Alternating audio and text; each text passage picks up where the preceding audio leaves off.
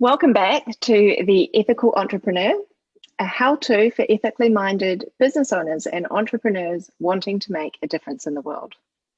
I'm Marika Timmers, and today I am delighted to be speaking with John Featherby, founder, author, advisor, and dare I say futurist. John, welcome. Thank you very much. So John is the owner of Shoremount, which is a consulting firm that seeks to restore joy, meaning, and freedom to every workplace. Yeah. Shoremount is a founding UK B Corp, the world's leading business for a force for good movement.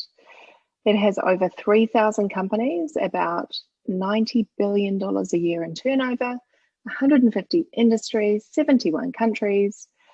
And Shoremount was awarded Changemaker Honorary B Corp Best for the World lists. John is also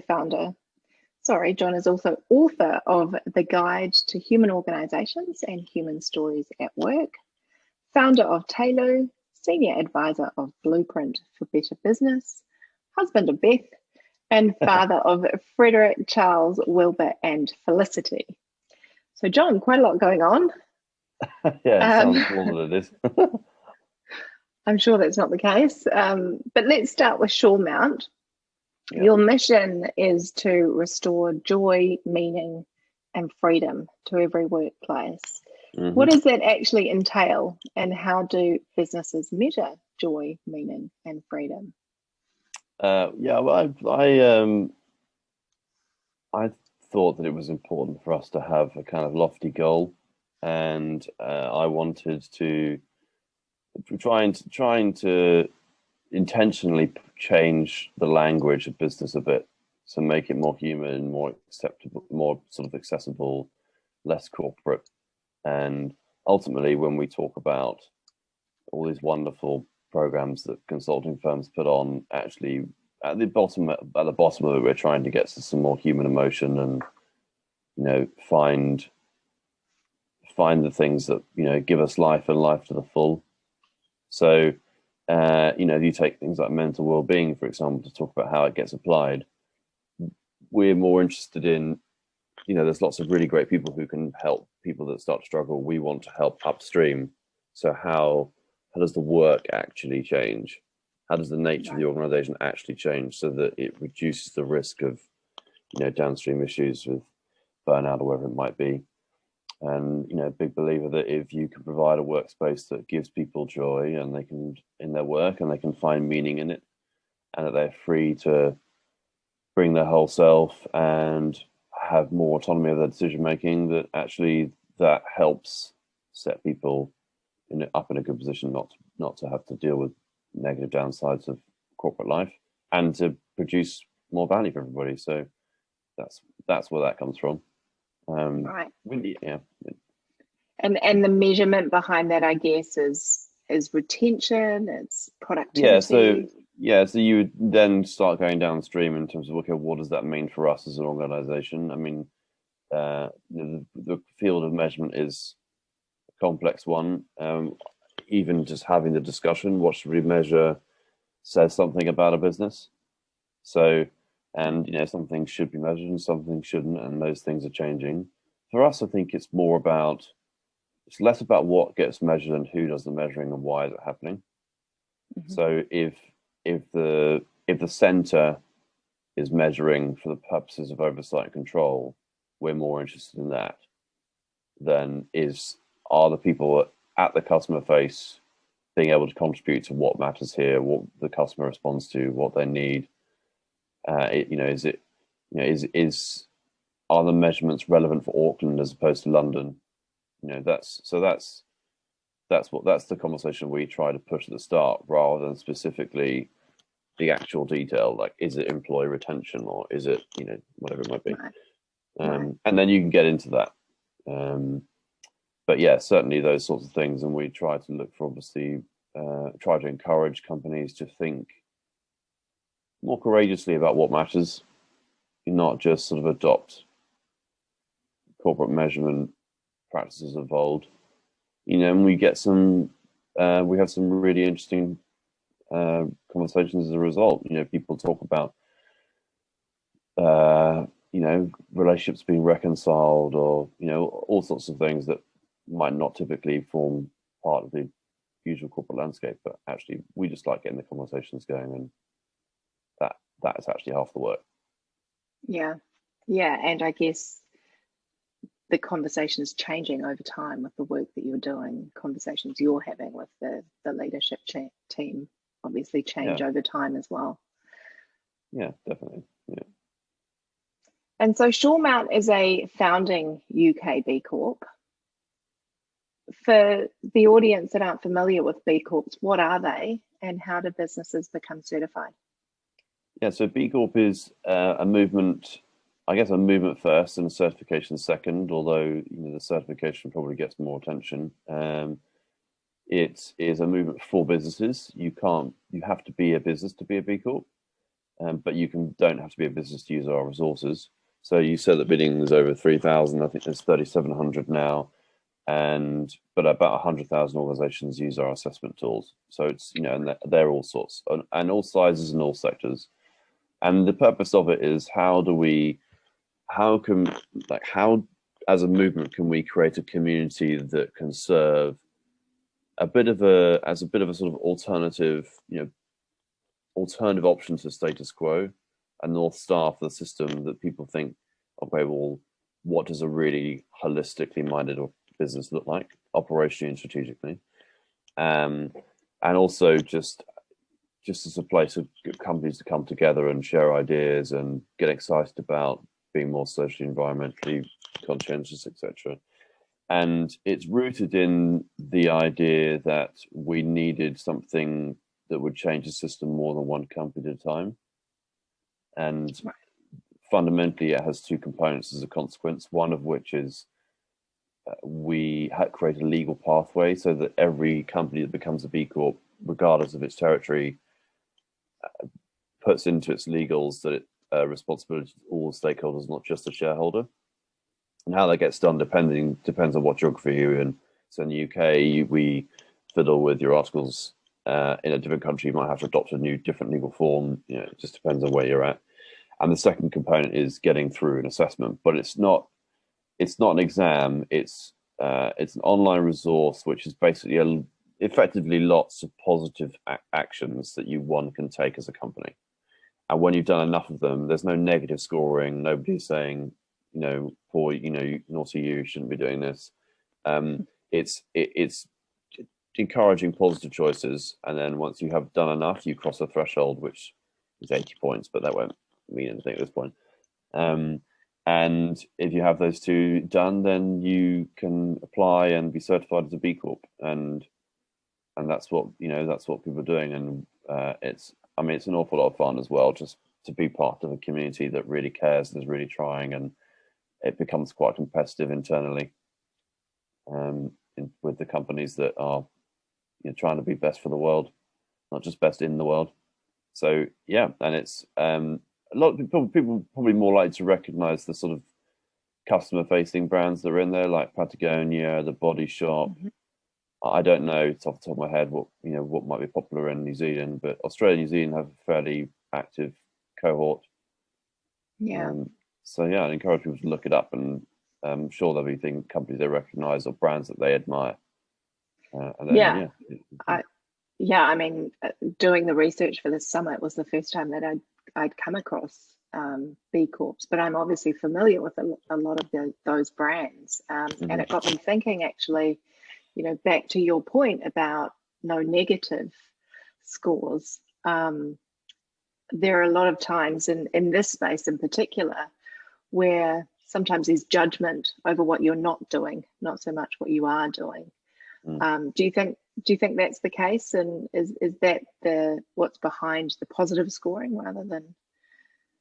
I think it's I don't know what I'm sure there's probably some clever psychology behind it. I'm not aware of that, but yeah, I think it's important to affirm people's choices and stay focused on what can we be doing. And I thought also the history of ethical business in the sort of current form, certainly at the start had a sort of very negative screening approach to it. By that we mean if you went to a money manager, they would early on the only thing they could think of was, well, we won't invest in this, we won't invest in this, we won't invest in this. It was like, let's remove things from the table rather than what can we invest in to make a positive outcome. Mm-hmm. It was let's take a negative view and take people off the list. And so I think it's just put some pushback against that, and people think, okay, well, actually, let's be positive. Let's create new possibilities. Let's solve problems. And yeah, and I think it's just more fun as well. It's more fun to be approached like that and not feel like as you're going through the assessment that it's losing marks, which would be demoralizing. You know, you're building momentum and you're building a score and you're building a story, and ultimately that's what it's about. It's a company is a collection of the stories it can tell about itself. And so we hope that you can tell some good ones by using the resources. Yeah. Interesting actually that you talked about the investment, because B Corps really do promote the balance of purpose with profit, right? And it's my understanding, John, that you were actually in real estate and corporate finance before Shoremount, which some might say are industries dominated by revenue and profit. Yeah. And sometimes with ethical business owners, it's been my experience that that balance between the purpose and the profit is a difficult one to achieve. What sort of mindset shift do you think needs to happen to achieve that balance? It is quite a big one. I mean, this is the big problem that we have, particularly when we deal with large companies from an advisory perspective, is everybody wants to put the issue out there. It's, let's change the governance structure. Let's redesign the performance management system. Let's, rethink what our onboarding program is. Actually, more than 50% of the work is in here. It's an emotional and spiritual choice to see the world differently and to go through a process of internal transformation and a mindset shift, as you said, that starts to shift what the underlying assumptions are about how we see people at work, what their innate dignity is, and how it should be pursued, and that people want to show up and do a good job. It's just that the companies get in the way, not necessarily the other way around. And that is a challenge for people, particularly executives that have done things a certain way a long time. And it can be wrapped up with some very difficult introspection. I mean, I've dealt with execs that really want to step in this, but they're dealing with the fact that for a long time they chose never to see their family, and they chose to go to work, and now they're being told, actually, you could be doing both, or you could have a more balanced way than you did 15 years ago, and they can't get it back.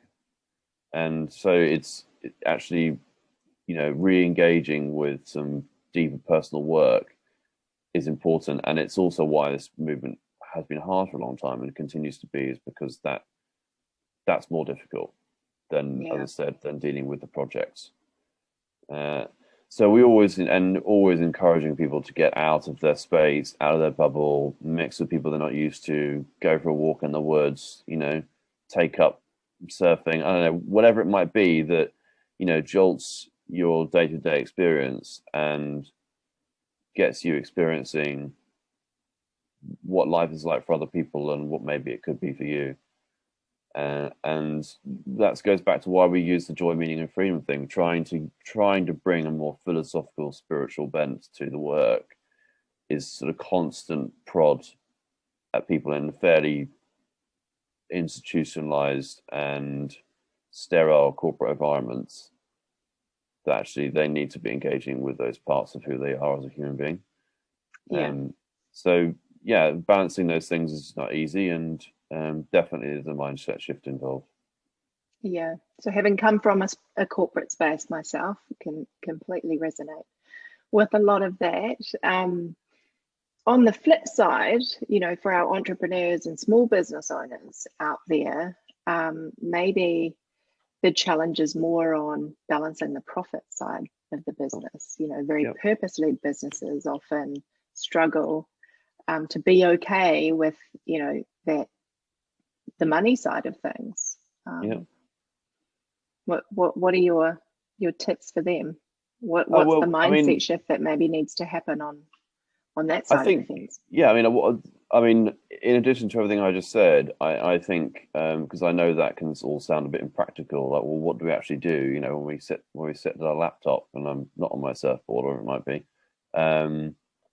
this is, yeah, we're still use and rightly use the, you know, like, you know, the ethical entrepreneur, and we talk about sustainability and regenerative business and all these terms, and you know, they're positive, but they are also the sort of language of transition, in the sense that we're calling out something different from what we were doing before. But fundamentally, this is actually just about rethinking what the risks and opportunities are in the marketplace now. You know, the risks and opportunities of the marketplace in the 1980s are basically not there anymore. The risks and opportunities in the marketplace for the 2020s and beyond is, what kind of working experience are you creating for your employees? What's the quality of supply chain like? You know, is your messaging joined up? You know, are you hitting those markets that want to know they're spending money at companies that don't have slavery in the supply chain? And, you know, all these, that is now the nature of business. So we don't see it as a nice to have add-on. We think it's getting real about being ahead of regulatory curves, so you don't get caught out by it as it comes down the track faster and faster. Investors wanting to put their money into companies like this. So it's, you know, that it's, in one sense, it's no different to before. It's just a fresh understanding of what are the risks that face us, what are the opportunities that face us, and how do we address them. The challenge is the status quo is so far from where it needs to be. And where this, and at the same time, I mean, you think, what an amazing time to be alive. That, you know, the what the marketplace needs is what society is really hungry for, and the environment is desperately in need of. And you know, we should be really privileged to sort of to think like that. That is what we get to do with our time. And yeah, I think so. If we just think risks and opportunities, just like any business would have done in the past, then, you know, then you start moving in a positive direction. And on a very, very practical level, you know, the B impact assessment that we use for B Corp is basically a long list of those. And it's free to use. It's an online public resource. You go to bimpactassessment.net, open an account, and just start thinking and applying, you know. And there's lots of resources about best practice and case studies and learning. And yeah, so it's you know, it's very practical, as well as the sort of all the spiritual stuff I might be talking about. Perfect. We might actually put that URL in here, so people can follow that as well. Yeah. So you've clearly influenced a lot of purpose, and embedding that purpose in a number of organizations. You've witnessed the rise of the spiritual enterprise, and the shift from sustainability to regeneration. And perhaps you can talk a little bit more about each of those periods and what they brought about, but also, what do you think is that next wave of evolution in this space? Your interview is very well researched and structured. They're not. Thank you. They're not normally like this. Yeah, thanks.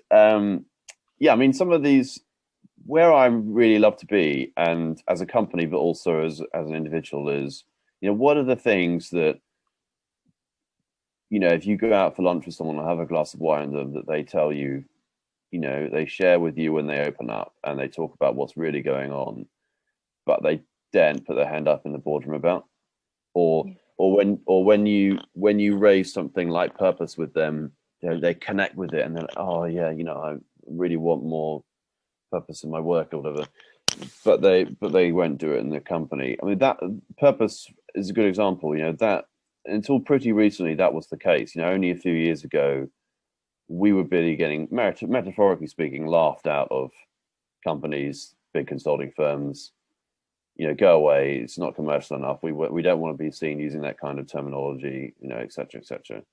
And now they jump up and down and rave about it. And I, personally, I worry that they risk of torpedoing it, but that's maybe another question. So I'm really fascinated about, whilst sometimes that isn't very commercial for us, what are those things that down the line, people are going to be raving about, and how do we keep the pressure on to, keep them moving forward into that space? And ultimately, we only have a movement here.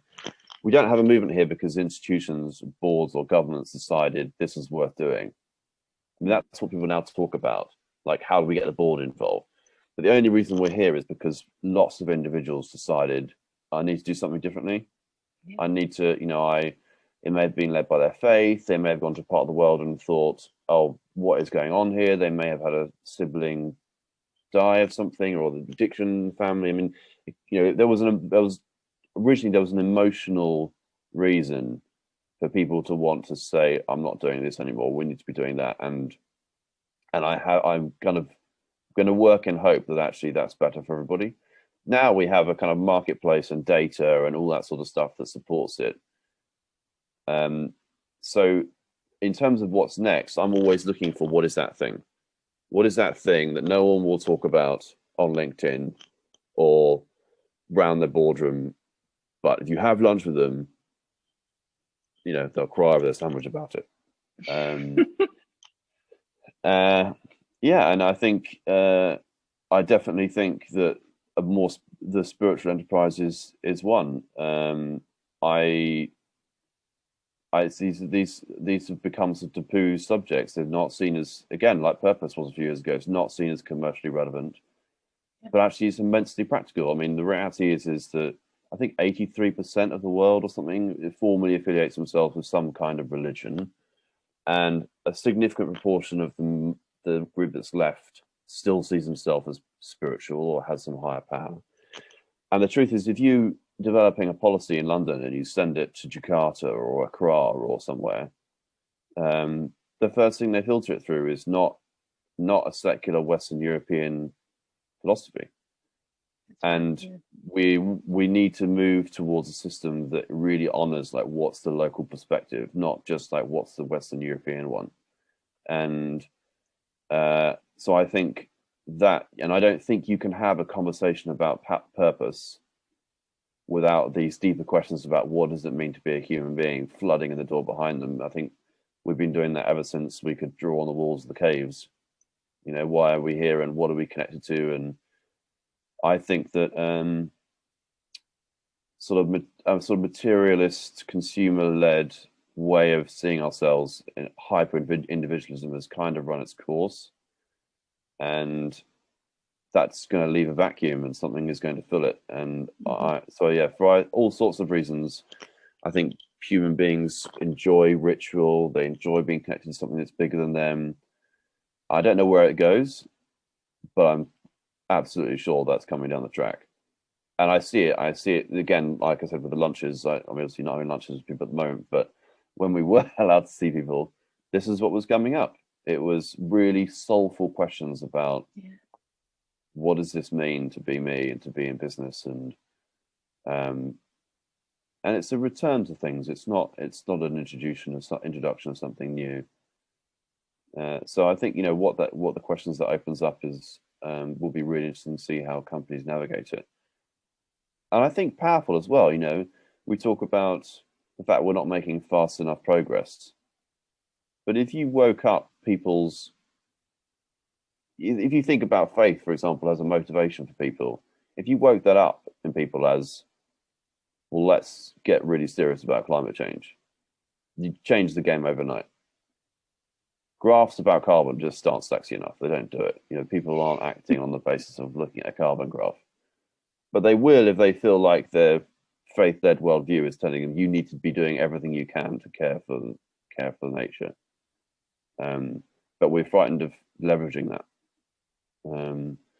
So I think getting these sort of taboo subjects out in the open, I think, is going to be really important, and people actually want to have them, and take the potency out of it. Yeah, and my hope is that the audience watching this are that next wave Yeah, of business owners making that difference and having those conversations and building those businesses from scratch. yeah, yeah. No, no, of course. I hope that that's true too. I think so. As long as we keep listening to one another and keep our hearts open and keep being real in what we talk to one another about, it's all there to be seen. Um, so I think we're moving into 10 years where that manifests itself in things like huge amount of reconciliation work, restoration of relationships. Um, you know, I It's going to be really interesting to see what happens. I mean, at the moment, for example, there's an awful lot of positive messaging all the time, and I think in a lot of cases people need an apology as well.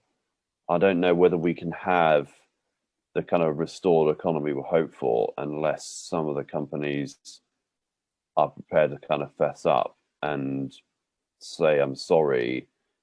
And I think we almost need to go through a sort of truth and reconciliation exercise for business in a way, um, and for it to be real and authentic. I think people are just so cynical now of relentless positive messaging, Yeah, I and mean that that word authentic comes up, and it's it's a buzzword these days. It's kind of it itself has lost its authenticity because I feel like it's overused at times. But that's really what we're talking about, isn't it? yeah, It's that deep authenticity. It's back to self.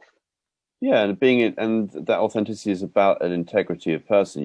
What we turned ourselves into is, well, I do this at a weekend, I do this with my family, I do this with my workplace, and it just it's created a sort of it's just split people's personalities. It's made us think that these component parts of society are disconnected, and you just get on like in the business. Well, we just make as much profit as possible to feed the other bits of the animal. Actually, we need to calm the whole thing down and be more integrous everywhere, and that's about being authentic, isn't it? About where you are and where you go, and Yeah, being the same and being person everywhere. really clear about your values and aligning those values in everything that you do, Yeah, no, inside and absolutely. outside of work. Yeah, Yeah, yeah, yeah. completely Quite. agree. Yeah. Good. So I think we've got room, time for just one more question, John. Sure. And this is one that I have asked a number of my speakers. You've started a business, and you're a charitable founder yourself as well. If you knew when you were just starting out what you know now, what would you do differently? I might not have done it. I mean, when I started this 10 years ago, I'm a slightly unique case in, I felt really called to this space in terms of, how do we drive a new conversation up business? And it wasn't simply about how can I just go and build a consulting firm. Really wanted to be part of just literally showing up to the things I thought needed energy, including B Corp. We launched that in the UK 5 years ago. No idea where it would go, but just wanted to be part of it in case it did something, in case it caught people's imagination. So I think for me, I just really followed my heart for 10 years and gone where the work was, but most importantly, gone where the interest was. And it's been all over the place because there hasn't been really a marketplace for what we do. We've had to sort of be part of building that marketplace. And now, it's wonderful to see there's lots of new companies coming into it that, able to, leverage and enjoy that. So I think, and I thought to myself, well, if it doesn't work out, I'd have been true to who I feel I should be and what I'm supposed to be doing. And I think that's all you can really do, die one day knowing, well, I put my gear on and I had to go. And, I lived out what I thought my role in this brief but glorious planet would be. And I think that's really all we can do. So follow your heart, do what you're passionate about, and don't compromise on it. Yeah, and I think the events of the past 12 months, if they haven't taught us that, we're maybe missing that lesson, right? Yeah, and it doesn't. It really doesn't. And it doesn't matter if it doesn't work out. It doesn't matter. You know, we're not here Yeah. because 10,000 people have built successful ethical businesses. We're here because 10,000 people have tried, Yeah. and most of them have gone, but they were like yeast in the dough, and they've changed the conversation. And so, if your listeners tried it once and it failed, you know, thank you. You know, this shift did not come for free, Mm. and everything comes with a price, and the things that are worth fighting for often come with the heaviest one. And that's what's happened over the last 10, 20 years. Some people have paid for it with their lives, you know, campaigning for things, and some people have paid for it with lower salaries or started a business that hasn't worked. But you know, that's why it's the success bit is obviously important for all the obvious reasons, but the big picture of things, it's having a go and saying this matters is what really counts. Yeah. Yeast in the dough. I like that. You see that? Yeah. Thank you so much for all your insights, John. I know that it's given our audience a lot of inspiration and direction. I'm definitely going to go and check out those resources and look into the possibility of becoming a B Corp myself. Cool. If you want more of these insights from John, he shares a lot on LinkedIn, so you can follow him there, John Featherby. I would love to hear all of your thoughts and philosophies on the things that we've spoken about today. Drop me an email or a DM on social, and I will see you back here tomorrow for another expert point of view on how we can all use business as a force for good. Have a wonderful day. See you Thank later. you so much for having me. Cheerio. Thanks, John.